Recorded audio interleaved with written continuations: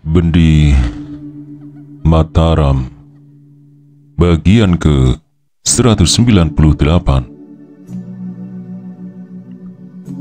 Sebaliknya, mendengar suara itu, hati Endoh Permanasari tergetar. Betapapun juga, sebenarnya ia enggan membunuh anggota himpunan Sang Kuryang yang terdiri dari 2 pasukan. Keduanya dapat mengadu kepada pimpinannya. Meskipun tidak perlu takut, tetapi menghadapi 2 lawan besar akan menyiutkan kedudukannya. Namun hatinya sudah terlanjur menjadi angkuh. Tanpa berbicara lagi, ia menghunus pedangnya dan merabu mereka dengan 1 kali gerak. Mereka lantas saja bertempur. Dengan serunya, murid-murid Endoh Permanasari yang tadi berdiri tegak agak jauh segera mendekati. Selagi demikian, tiba-tiba berkelebatlah sesosok bayangan. Dialah Titisari. "Hei, berhenti dulu!" serunya nyaring. Melihat munculnya Titisari, Endoh Permanasari kaget. Ia mengira dia salah seorang pembantu lawannya. Karena itu, ia malahan memperhebat serangannya. Sebaliknya, Enom dan Saiman yang mengira Titisari salah seorang anak murid Endoh Permanasari terhenyak sejenak. Tapi kemudian ia menduga buruk. Terang sekali dia membantu iblis keparat itu, pikirnya, dan memikir demikian ia menyerang Endoh Permanasari dengan tak memedulikan keselamatan nyawanya lagi. "Baik, jadi kalian tak mau mendengar semanku?" Titisari mendongkol, dan timbullah adatnya yang liar. Dengan sekali menjejak tanah, tubuhnya melesat dan menampar pipi mereka pulang balik dengan sangat cepatnya. Dan begitu mereka kena tampar, sekaligus terhentilah gerakannya karena kaget dan rasa kagum. Endoh Permanasari segera sadar bahwa ia sedang berhadapan dengan seorang lawan yang berat. Maka dengan hati-hati ia berkata, Kau siapa?" Titisari tidak menggubrisnya. Ia menoleh kepada Emon dan Saiman yang berdiri tegak dengan pandang menebak-nebak. "Apakah dia yang bernama Endoh Permanasari?" tanya Titisari. Emon dan Saiman tak tahu lagi apakah harus mengiyakan atau tidak. Mereka saling pandang dengan penuh teka-teki. Kalian tadi memuji-muji perempuan itu setinggi langit. Itulah sebabnya aku mengikutimu," kata Titisari. "Kamu berdua memang senang membuat aku tercapai lelah tak karuan." Mendengar ucapan Titisari, Emon dan Saiman masih saja bersangsi. Meledaklah Saiman dengan beraninya, "Kau boleh licin, tetapi jangan mimpi bisa melabui kami. Siapa tak tahu bahwa kau murid iblis itu?" Aku murid iblis itu, siapa bilang?" sahut Titisari sambil menuding murid Endoh Permanasari. Dan melihat seperti Titisari, Emon dan Saiman benar-benar tercengang. Seorang dapat melakukan tipu muslihat macam apapun, tetapi memaki gurunya sendiri sebagai iblis di depan umum tidak mungkin terjadi. Memperoleh pertimbangan demikian, dari gentar mereka menjadi lega hati.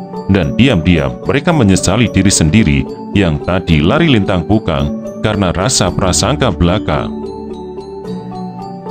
Dan baru saja mereka hendak menyatakan salah sangkanya, Endoh Permanasari sudah berkata mendahului, "Nona, sebenarnya kau siapa?" Mendengar teguran itu, Emon dan Saiman bertambah yakin akan salah sangkanya. Ia mendongkol dan geli mengingat pengalamannya sendiri tadi. "Kau bertanya siapa aku?" sahut Titisari. "Benar, bukankah sudah cukup terang? Aku manusia hidup." Endoh Permanasari berubah perasaannya. Tajam ia menatap wajah Titisari. Katanya membentak, "Tiap orang tahu bahwa kau manusia hidup. Tapi orang yang tahu harga diri pastilah akan mengenalkan namanya dan asal-usulnya sebelum mati. Siapa bilang aku akan mati?" Titisari heran. "Aku, kau dengar tidak?" sahut Endoh Permanasari yang tak kurang pula tajamnya. "Oh, begitu," kata Titisari dengan pandang tajam. Lalu ia tersenyum, berkata acuh tak acuh, selama hidupku. Paling benci aku berbicara dengan nona tua. Benar-benar jitu penglihatan Titisari. Endor Permanasari lantas saja menjadi kalap seperti diketahui pantangan besar bagi seorang wanita seperti Endor Permanasari ialah apabila luka besarnya karena dibuka seseorang di depan umum, maka tanpa berbicara lagi, ia terus menikam. Titisari meloncat ke samping sambil berkata, begini caranya Endor Permanasari yang manis, maka menyerang orang yang tidak bersenjata. Baiklah, aku akan pinjam senjata. Setelah berkata demikian, dengan sekali berkelebat, ia sudah menggenggam pedang rampasan. Itulah pedang salah seorang murid Endor Permanasari yang tadi turut maju dan melihat kegesitan Titisari. Semua yang melihat kagum bukan kepalang. Nah, marilah kita bermain-main, tantang Titisari. Titisari benar-benar seorang gadis usilan. Dalam kekesalan hatinya, kadang-kadang ia bisa berbuat di luar dugaan. Pada saat itu, dia sedang dirundung suatu kemalangan besar. Hatinya tak menentu, kadang berduka, marah, benci, dan uring-uringan. Tak mengherankan bahwa ia ikut-ikutan pula meramaikan suasana kedai itu tanpa tujuan tertentu. Endor Permanasari makin sadar bahwa lawannya yang dihadapi saat itu bukan manusia empu. Lantas saja ia mengumpulkan semangatnya dan menyerang Titisari dengan sebat hebatnya. Titisari sudah mewarisi ilmu Ratna Dumila dan sebagian ilmu sakti ayahnya. Selain itu hafal pula guratan keris ilmu sakti Kyai Tunggul Mani. Meskipun tenaganya belum mengimbangi, setidak-tidaknya dia menguasai kulitnya. Dahulu pun ia pernah membuat kagetnya Kebu Bangah pula, maka kali ini pun ia nampak berada di atas angin. Sebab meskipun sudah 40 jurus lebih, Endor Permanasari belum berhasil menyentuh tubuhnya. Ruang kedai itu sudah menjadi kalang kabut, meja kursi terbalik tak karuan, piring dan cawan-cawan hancur berantakan, sedangkan tamu-tamu diam-diam sudah dapat melarikan diri seorang demi seorang. Endor Permanasari sudah menjadi kalap pula, merasa dirinya agak keribuhan. Ia segera memberi isyarat kepada murid-muridnya agar berjaga-jaga menghadapi kemungkinan. Sebagai iblis kawakan, taulah dia bahwa pendekar-pendekar himpunan Sangkuriang pasti akan menggunakan kesempatan yang bagus itu. Dan dugaannya ternyata tidak meleset. Begitu melihat anak-anak murid Endor Permanasari bergerak dengan bersuit, mereka lantas saja maju berbareng. Dengan kejadian demikian, ruang kedai sudah tak karuan macamnya. Heran sungguh hati Endor Permanasari, dari manakah datangnya gadis ini yang begini perkasa? Selama hidupnya, entah sudah berapa kali ia bertempur melawan musuh-musuh tangguh. Namun menghadapi seorang lawan yang memiliki gerakan aneh dan tak terduga, baru kali inilah. Nona, mendengar logat bahasamu, agaknya kau bukan gadis Pasundan, katanya mencoba. Kau sudah masuk ke liang kubur, mengapa tak dapat menutup mulutmu? Ejek Titisari. Dengus Endor Permanasari. Jangan kau sangka aku dapat kau kalahkan. Lihat pedangku. Berbareng dengan ucapannya, ia mengayunkan pedangnya dengan sepenuh tenaga. Suatu kesiur angin bergulungan dengan menderu-deru. Titisari kaget, cepat ia melejit ke samping, dan diam-diam ia berkata di dalam hati, hebat sungguh iblis ini, pantas ia tak terkalahkan. Jangan-jangan aku pun tidak mampu berbuat apa-apa terhadapnya. Memikir demikian, ia segera menghadapi serangan Endor Permanasari dengan hati-hati. Ia selamanya seorang gadis yang berbesar hati dan tak pernah mengenal takut.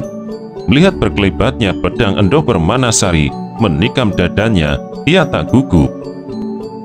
Dengan sekali menghentak, pedang Endor Permanasari terlepas dari tangannya. Memang pada saat itu, Endor Permanasari tidak menggunakan pedang pusaka Sanggabuana. Karena itu serangannya dapat ditangkis Titisari dengan mudah. Namun ia bukan seorang pendekar murahan. Begitu melihat pedangnya terpental ke udara, dengan sekali menjejak tanah, ia terbang menyambar pedangnya, lalu turun dengan memberondongi beberapa tusukan. "Bagus," seru Titisari kagum. Semangatnya lantas tersadar. Dengan gesit ia meloncat menghindari. Selagi ia hendak membalas, tiba-tiba terjadilah suatu perubahan di dalam kedai. Kebu Banga muncul dan terus saja menyerbu pertarungan itu. "Hei, di manakah anakku? Di manakah anakku?" Ia berteriak tinggi, bagaikan guntur. Semua yang mendengar suara gunturnya kaget bukan kepala. Itulah suatu tanda bahwa ilmu orang itu sangat tinggi, namun mereka sedang bertempur. Sedikit lengah jiwanya akan melayang, karena itu tak berani mereka melepaskan perhatiannya terhadap lawannya masing-masing. Seperti diketahui, semenjak kena gempur Sang Aji, ia berubah ingatan. Untung dia berilmu tinggi. Sekalipun kena gempuran tenaga Sang Aji begitu dahsyat, tubuhnya tidak hancur berkeping-keping. Selama hidupnya, belum pernah ia dikalahkan lawan. Namanya sejajar dengan Kyai Kasan Kesambi, Gagaseta Adipati Surengpati, Pangeran Sambernyowo, dan Kyai Lukman Hakim. Beberapa kali ia mengadu kepandian, hasilnya sekali 3 uang atau sama kuat. Itulah sebabnya gempuran Sang Aji benar-benar berkesan hebat dalam dirinya. Nama Sang Aji dan Bendi Mataram merupakan tanda tertentu di dalam kalbunya. Dalam rasa was-was, ia seperti melihat sesuatu yang menakutkan. Namun oleh wataknya yang ulet dan mau menang sendiri, tak sudi ia menyerah kalah. Dalam tiap-tiap kesempatan, ia merasa selalu berkewajiban untuk merebutnya. Tapi dasar otaknya sudah miring, maka tingkah lakunya jadi acak-acakan. Terhadap nama Sang Aji, dia takut setengah mati. Tetapi manakala melihat seorang laki-laki, mendadak teringatlah dia kepada Sang Dewa Resi yang hilang tiada kabarnya. Di dekat Cirebon dahulu, ia kena gertak Sang Aji lagi, dan larilah dia tunggang langgang. Setelah rasa takutnya mereda, teringatlah dia lagi kepada tujuan hidupnya. Itulah pusaka Bendi Mataram. Maka dengan diam-diam ia mengikuti Sang Aji. Tak kala itu Sang Aji sedang kalap mencari Titisari. Itulah sebabnya ia bisa dikuntit Kebu Banga dengan mudah. Tetapi ilmu Sang Aji kini sudah berada jauh di atasnya. Ia mencoba mengejar. Sewaktu Sang Aji berlari-lari kalap, meskipun sudah mengerahkan segenap tenaga dan kepandaian, akhirnya ia kehilangan jejak juga. Tubuh Sang Aji lenyap dari pengamatan, namun masih saja ia mencoba mengikuti jejaknya. Demikianlah, maka ia lari mengarah ke barat dengan tak karuan jeluntrungnya. Pada malam hari itu, ia berputar-putar di sekitar dusun itu. Dasar ia seorang pendekar berilmu sangat tinggi, maka pendengarannya menangkap suatu kesibukan. Segera ia melihat pertarungan itu, dan begitu melihat beberapa pemuda, timbullah ingatannya. Terus saja ia berteriak-teriak kacau, "Mana anakku? Mana anakku?" Mereka yang sedang bertempur tiada waktu lagi untuk meladeni. Memang sebentar tadi mereka kaget oleh suara gunturnya, tapi setelah itu masing-masing disibukkan oleh lawan mereka. "Hei, mana anakku? Mana Dewa Resi?" Kebu Banga mendesak karena merasa tak memperoleh perhatian kehormatannya tersinggung. "Aku ini Raja Langit, mengapa kalian menghina aku?" bentaknya. Setelah membentak, ia menggempur mereka untuk memisahkan. Hebat tenaganya, kena tenaga saktinya, mereka terpental mundur dengan berjumpalitan.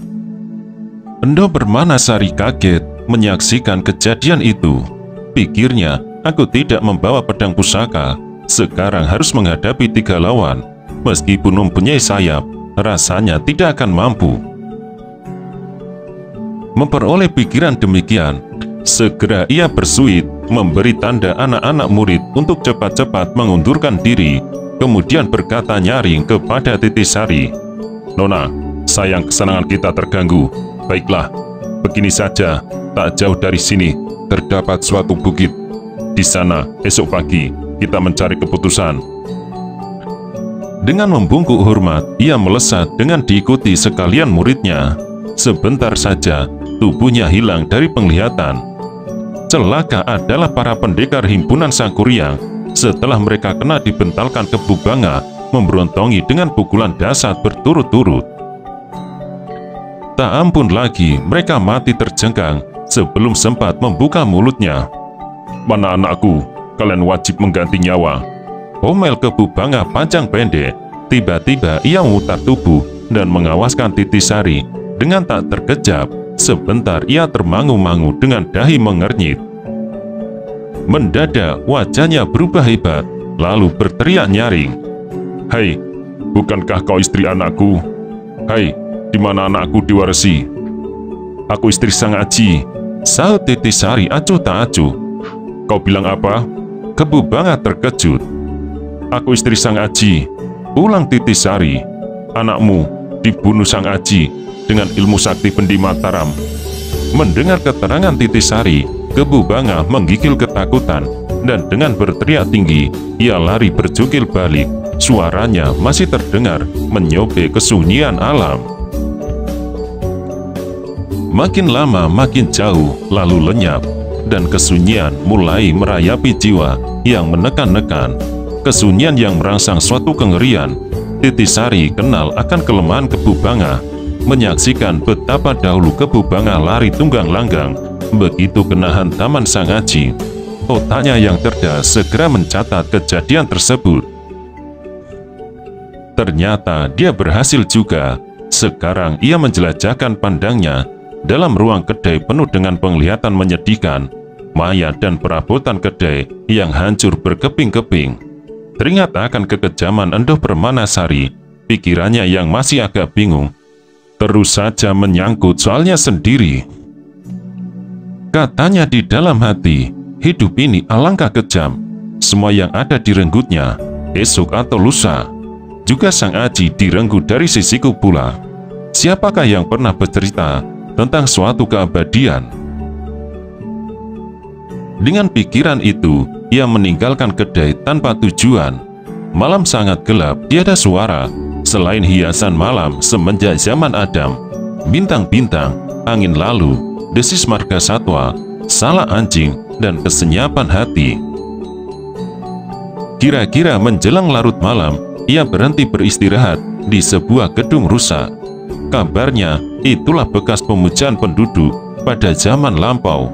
Dan selagi ia hendak menghempaskan diri oleh rasa lelah, mendadak terdengarlah langkah ringan menghampiri rumah pemujaan itu. Kemudian terdengar suara helaan nafas. "Endoh, emang siluman biadab. Di mana-mana dia membunuh," kata seseorang. "Itulah akibat kegagalan cinta, dan kegagalan itu kini meleru kepada tiap pasangan muda-mudi yang tidak berdosa," sahut yang lain. "Sidi Mantra, marilah kita membicarakan yang lain." Dua orang yang sedang berbicara itu sesungguhnya pendekar Sidi Mantra dan Inu Kertapati. Mereka diketahui mereka berdua termasuk pendekar-pendekar himpunan Sangkuriang yang memegang peranan tertentu. "Kau memang pilih kasih. Karena kau kasih kepada Kamarudin, maka bekas tunangannya yang biadab itu pun kau sayang juga," gerutu Sidi Mantra. "Terang-terangan ia menjadi sinting akibat cinta, namun engkau berpura-pura tak mengetahui."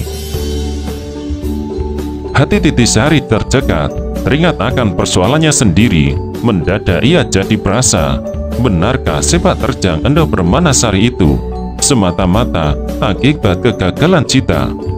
Beberapa waktu lamanya, Inu Kertopati dan Sidi Mantra masih membicarakan sepak terjang Endoh Permanasari yang makin lama makin mengganas.